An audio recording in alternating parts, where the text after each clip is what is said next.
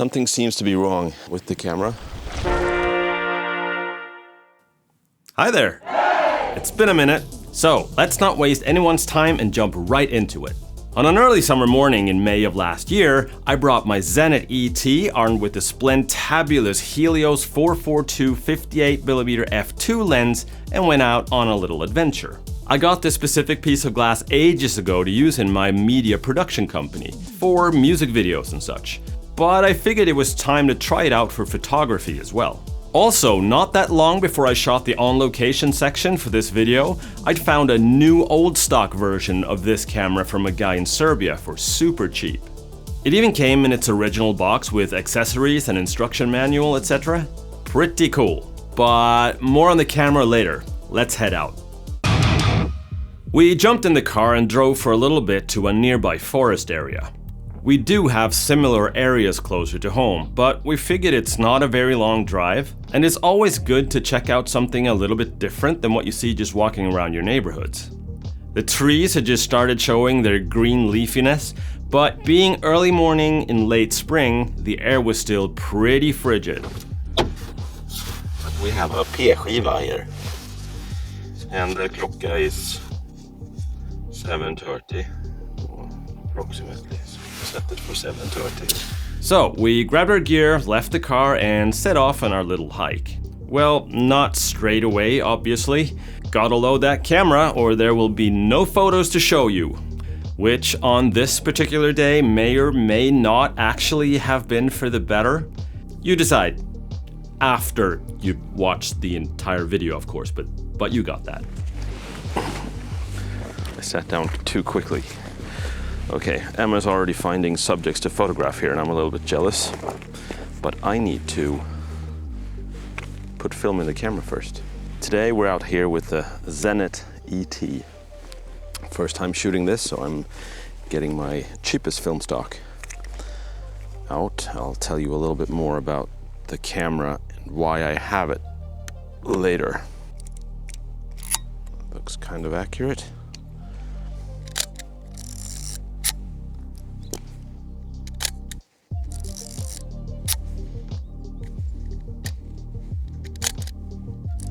Yeah, I bet you see by now where this episode is headed. Straight to Blur Town, baby. Although this time it really wasn't my fault. There was something wrong with the lens, which I'll explain later. And it's a fault that wouldn't really make itself known while shooting video, which is probably why I hadn't realized until this very day. All right.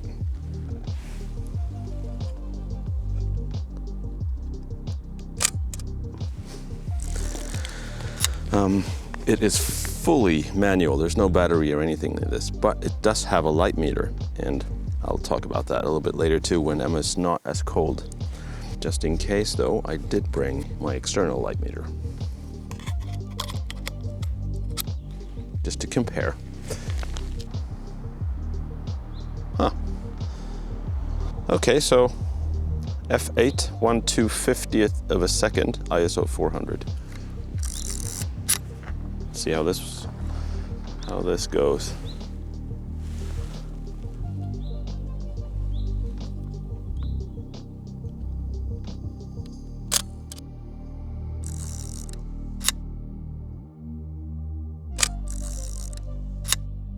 Honestly, these two shots aren't terrible. They're not exactly sharp, but the colors and compositions are quite nice.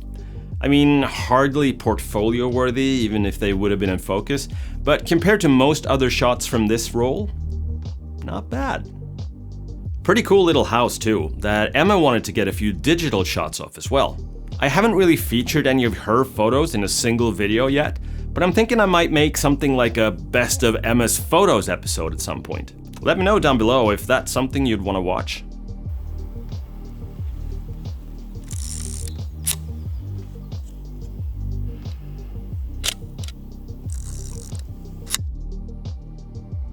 Oh yeah, this camera also suffers from pretty weird light leaks too. You'll see more of those, I promise. Something seems to be wrong with the camera. I focus it up every time I press the shutter. When it opens back up again, it's out of focus. And you're out of focus. Yeah, something's definitely strange with the camera or the lens maybe, I don't know.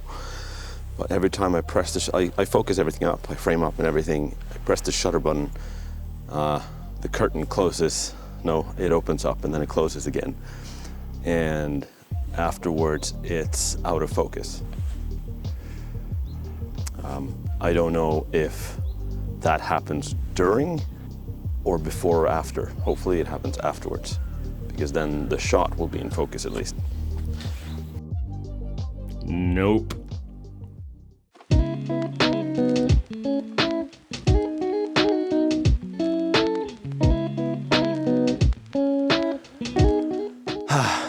It's, as you can see, it's a gorgeous morning, but it's pretty frigid. It's about 8 degrees, I think, and you can really finger it in your feeling tips. Feel it in your fingertips. Yeah, it's 7:43, so it's not really that early. Sunday, Monday 8th. Huh? Uh-huh. As you can see, the sun's already way up there, and we didn't even bother catching the sunrise. That's one of the, I guess you could call it, kind of a downside of living this far up north. It's only May, and sunrise today was at 4:32 in the morning. But yeah, we're here now and we're making the most of it. And so far, we're kind of alone in the forest, which is always a plus. The built-in light meter says overexposed by a lot. But that's fine. Let's just see. I trust the external one more, to be honest.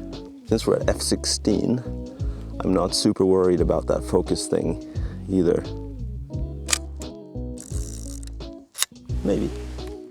This is not a fantastic shot, although that sunstar is present. But what intrigues me are those streaky artifacts on the right. Could be a developing issue perhaps, or lens distortions, but they don't quite look like light leaks to me. I don't know if this looks comfortable or really uncomfortable. Oh, okay. I just took 2 portraits of Emma.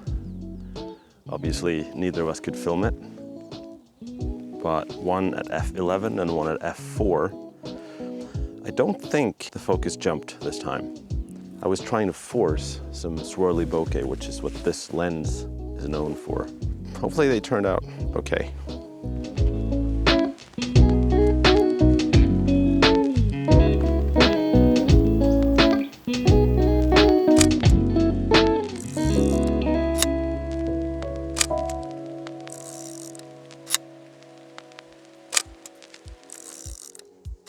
This lens it's pretty weird sometimes. I haven't had the focus shift problem since we were back at the car, basically. The first 2 or 3 shots. It seems to be working better now. Maybe it was cold or something, I don't know, like it would be warmer now. But another thing is this, it's hard to explain, I might talk about it more later, but it's really quirky. Yeah, so about the quirkiness of the 2 aperture rings on this lens. There's one with hard stops where you set the actual aperture you want to shoot at. And then there's a second clickless one that can adjust the aperture blades anywhere between wide open and whichever stop you set the first one to. So for example, if you set the clicked one to f8, the other one works steplessly between f2 and f8. Now I haven't looked it up, so I can't confirm why this works the way it does, but if I were to guess, it's probably there for depth of field preview / focus assist, meaning you can quickly turn it in one direction to open it up fully for accurate focusing, and then stop it down to whatever your light meter tells you to without looking and snap your shot. In theory, it's pretty clever, but in practice, it's honestly a bit annoying, as it's really easy to accidentally bump the dial out of position and darken your image without knowing it. Or the opposite, if you set your aperture but forget to close the other one down, you still shoot wide open and risk severe overexposure. I think this is fönsterlav. Oj, I might didn't get it. Alright, so Emma's little lichen tapping botanical segment will serve as the final shot for part 1 of this episode. There's really not much to add at this point, but make sure to tune in next week for the second half of this fun forest film photo walk adventure. Also consider subscribing so you don't miss out on future uploads. And if you have the time, I think you'd also love this video from a similar hike but under drastically different circumstances. Hej då!